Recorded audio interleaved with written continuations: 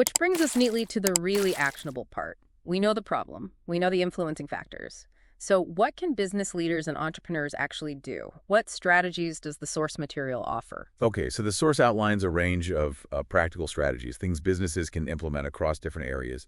Let's dig into them. What's the first step they recommend? It starts with the internal environment, cultivating an inclusive business culture.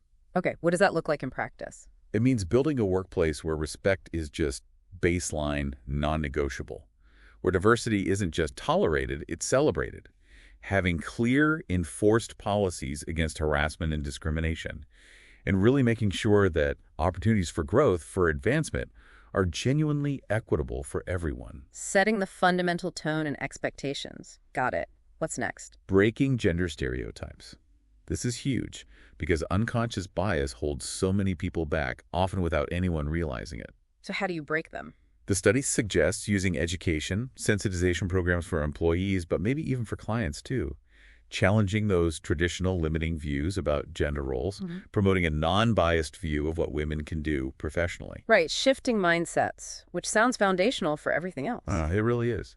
And then providing the tools for advancement, which leads to the next one, supporting training and professional development. Makes sense. What kind of support? Providing robust opportunities for everyone, yes, but with a specific focus on making sure women have access to things like mentorships, workshops, courses, leadership training, maybe even a tutoring system, structured guidance to help women build skills for those higher-level roles we talked about. That directly tackles that point about women being stuck in certain areas, needing pathways out or up.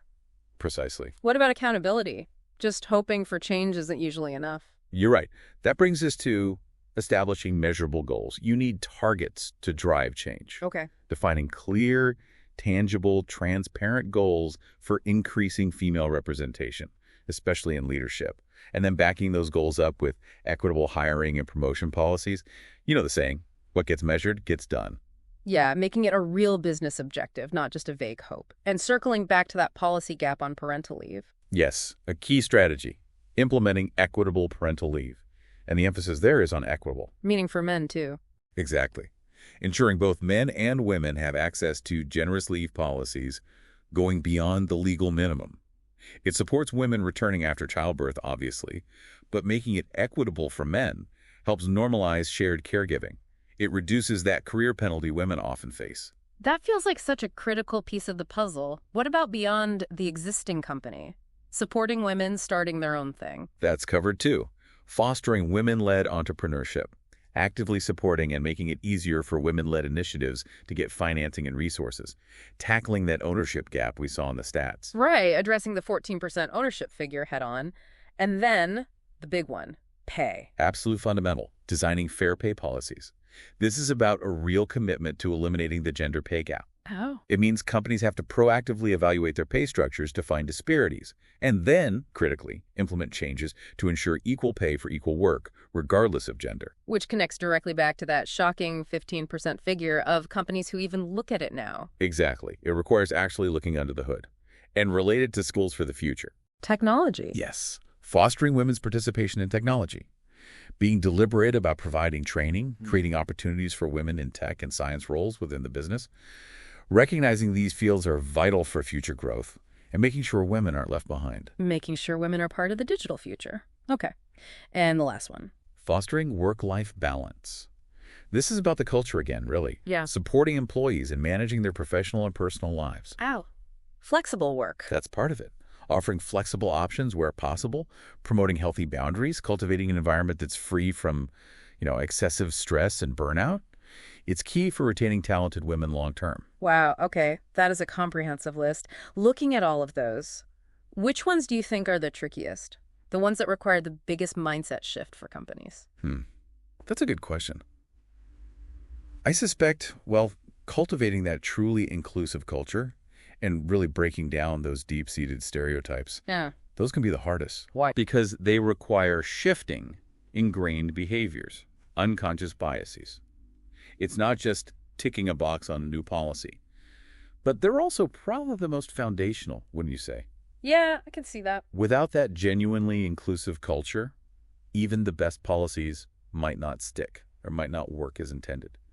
And seriously addressing pay gaps requires confronting potentially uncomfortable truths about how things are currently done. So it's definitely not a simple checklist. It's integrated. It takes deliberate, sustained effort on many fronts. Precisely. It's really about a holistic transformation of the business. And this all builds towards something bigger, doesn't it? What's the potential payoff if the whole region really embraces these changes? What does the source say? The source makes a really powerful case. It says achieving greater gender equality in business isn't just good for business. It's a direct, essential path towards reducing poverty and improving human capital across the entire region. Reducing poverty and improving human capital. Wow. Connecting gender equality in business directly to those huge development goals. That's compelling. It really highlights the scale of the opportunity, doesn't it?